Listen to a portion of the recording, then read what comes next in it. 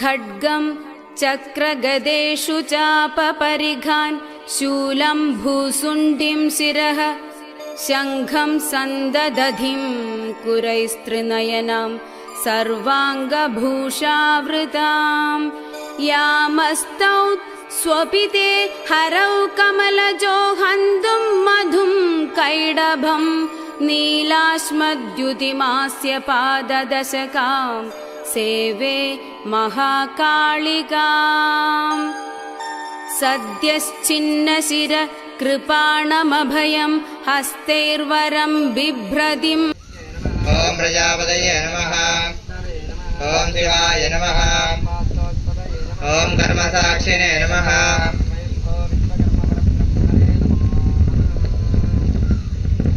आदम्या पूर्वोक्त एवं विशेषण विशिष्टायां शुभतिथौ श्रीमान् श्रीमतः परब्रह्म आयुरारोग्य भोग भाग्य महदेश्वर्याभिवृद्ध्यर्थं धर्मार्थकामि मोक्ष चतुर्विध फलपुरुषार्थ सिद्ध्यर्थं ओम ब्रह्माणमावाहयामि स्थापयामि पूजयामि इन्द्रं वस्वतस्परि हवामहे जनेभ्यः इन्द्रमावाहयामि स्थापयामि पूजयामि ओम उदित्यं जातवेदसं देवं वहन्ति केतवः दृशे विश्वाय सूर्यं चत्रानुगं चक्षुर्मित्रस्य वर्णस्य अग्नेः प्राज्ञा वा पृथिवी अन्तरिक्षकं सूर्य आत्मा जगतस्तस्थुषस्त्वा भास्करमावाहयामि पूजयामि ओम मय ब्रह्माणमावाहयामि पूजयामि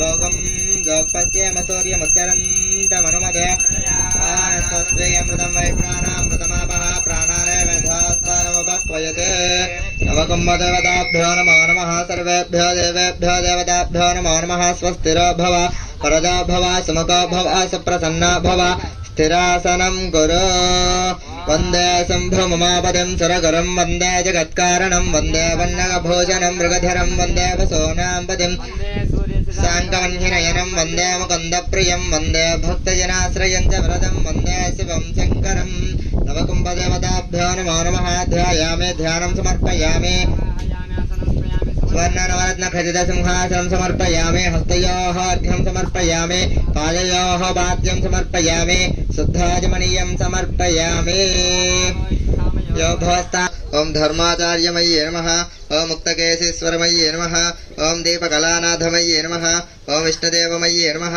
ओम प्रभाकरदेवमय्ये नमः ओम तेजोदेवमय्ये सिद्धये नमः ओम सर्वकामप्रदप्रदायिन्ये नमः ओम ब्रह्मणे नमः वनस्पत्युद्भवे दिव्ये नानागन्धेषु संयुतः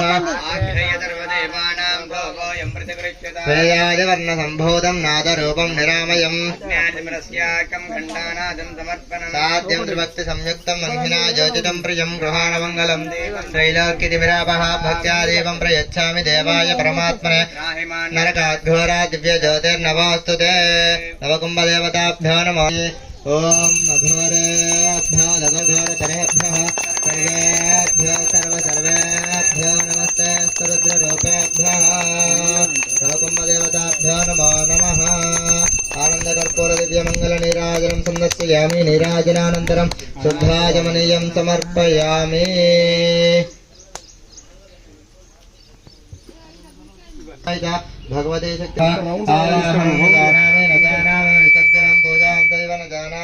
क्षम्यतां च परमेश्वरे महादेव्ये नमो नमः यथास्थानम् उद्वासयामि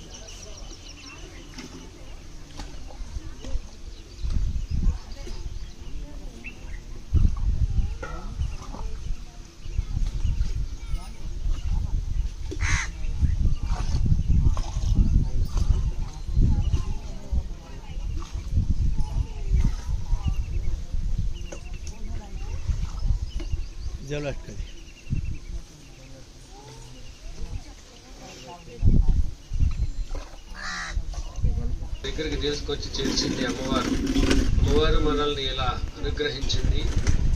అమ్మవారి సేవా భాగ్యం మనందరికీ కలిగింది. ఇక్కడ ఉన్నటువంటి మన గ్రామస్తులందరికీ అతి ముఖ్యమైనటువంటి కొన్ని అంశాలు నేను ప్రతిపాదన చేస్తాను. అమ్మవారి యొక్క సేవా కార్యక్రమంలో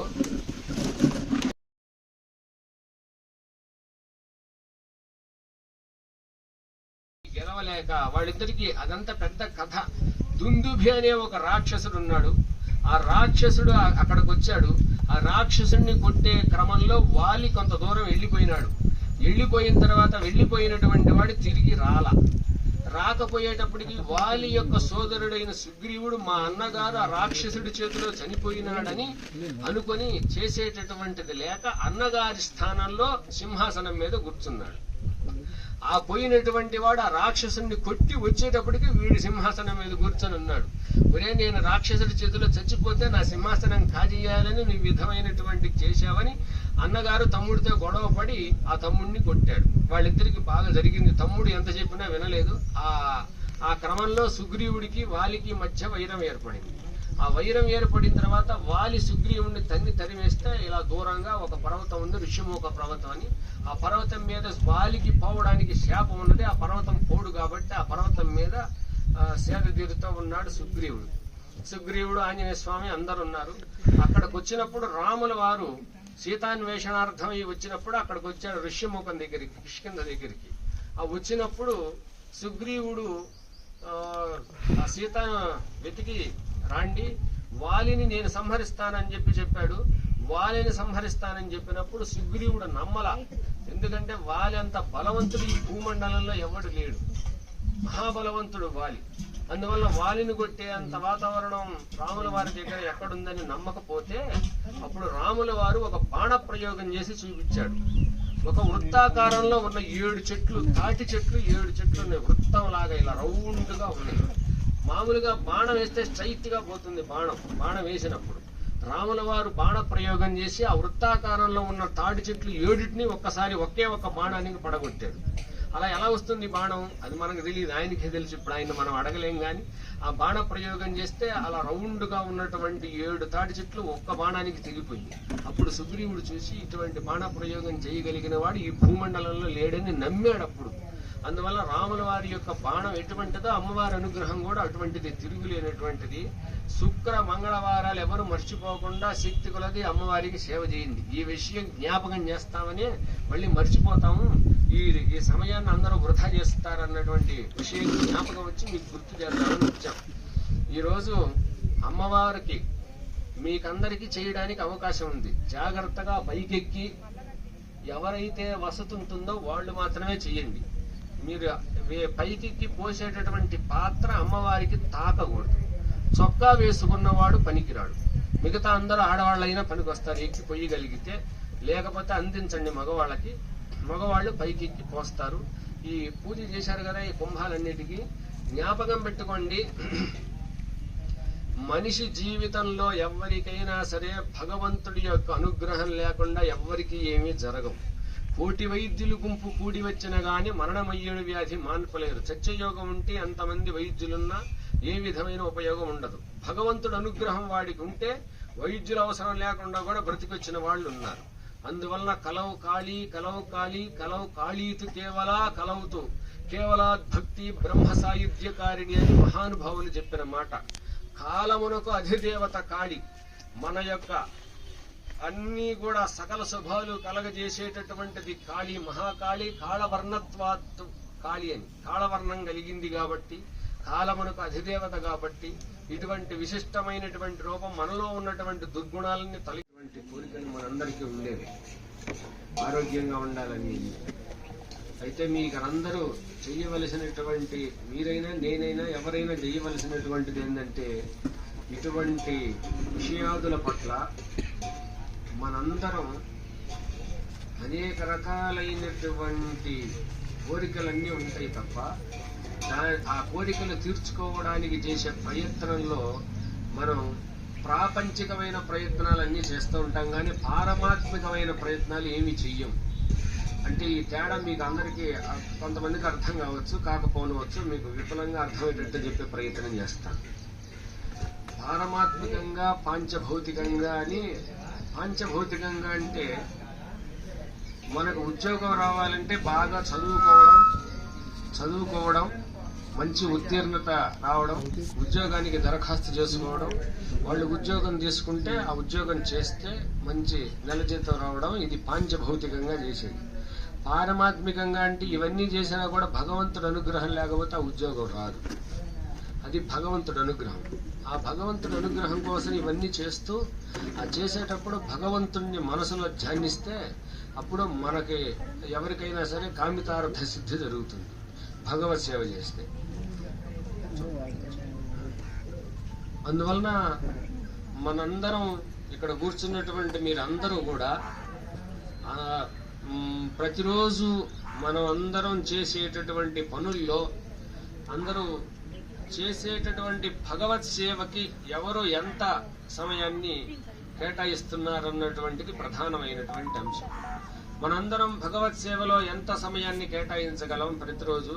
అసలు ఏమైనా భగవంతుడి కోసం గడిపే సమయం అంటూ ఏదైనా కొంచెం ఉన్నదా? లేకపోతే అసలు ఆహార నిద్ర భయ మైథునంచ సామాన్యమేతత్ పశువన్నరాణం మనుష్యో హి దేశో ధర్మో హి దేశో విధికో మశేష అని ఒక ధర్మం ఉన్నది.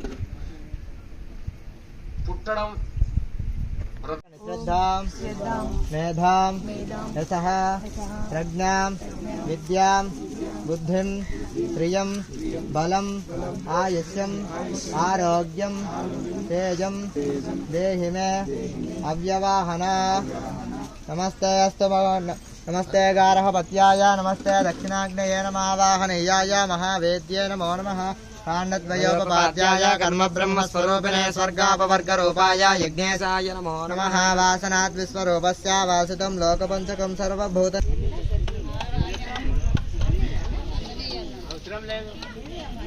పూర్ణమిదం పూర్ణాత్ పూర్ణముదచ్యతే పూర్ణస్య పూర్ణమాదాయ పూర్ణమేవావశిష్యతే. స్వాహా.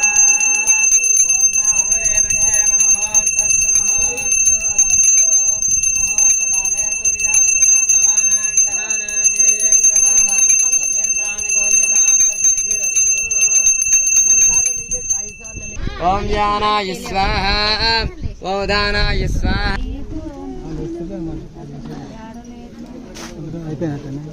సంపూర్ణతాం యాతి సత్య. పక్కకి పక్కన హోమగట్టు మీద అని చెప్తా. సర్వమంగళ మాంగళ్యే శివే సర్వార్థ సాధకే శరణ్యే త్ర్యంబకే దేవి నారాయణే నమోస్తుతే. నమస్కారం చేసుకోండి.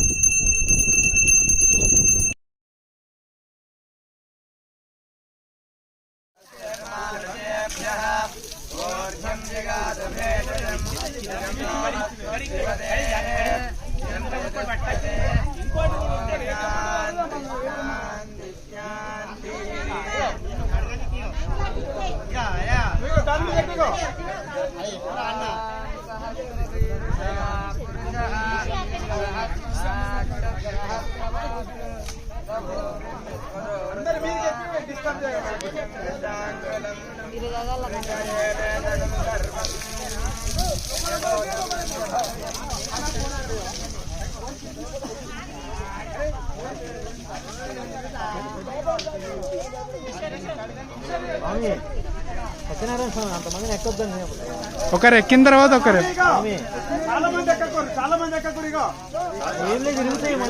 ज्वाला मातृगा द्राविणी द्रवा योगीश्वरी महामारी भ्रामरी बिन्दुरूपिणी दूती प्राणेश्वरी गुप्ता बहुला डामरी प्रभा कुब्जिगा ज्ञानिनी ज्येष्ठा भूचुण्डी प्रगडाकृति द्राविणी गोपिनी माया कामबीजेश्वरी प्रिया शाकम्भरी कोकनदा सुसत्या च तिलोत्तमा अमेया विक्रमा क्रूरा सम्यक् शीला त्रिविक्रमा स्वस्तिर्हव्यवः प्रीति ऋग्भा धूम्रार्चिरङ्गदा तपिनीतापिनी विश्वभोगदा धरणीधरा त्रिखण्डारोधिनी वश्य सकला शब्दरूपिणी बीजरूपा महामुद्रा वशिनी योगरूपिणी अनङ्गकुसुमा अनङ्गमेखला अनङ्गरूपिणी अनङ्गमदना अनङ्गरेखा अनङ्गकुशेश्वरी अनङ्गमालिनी कामेश्वरी सर्वार्थसाधिका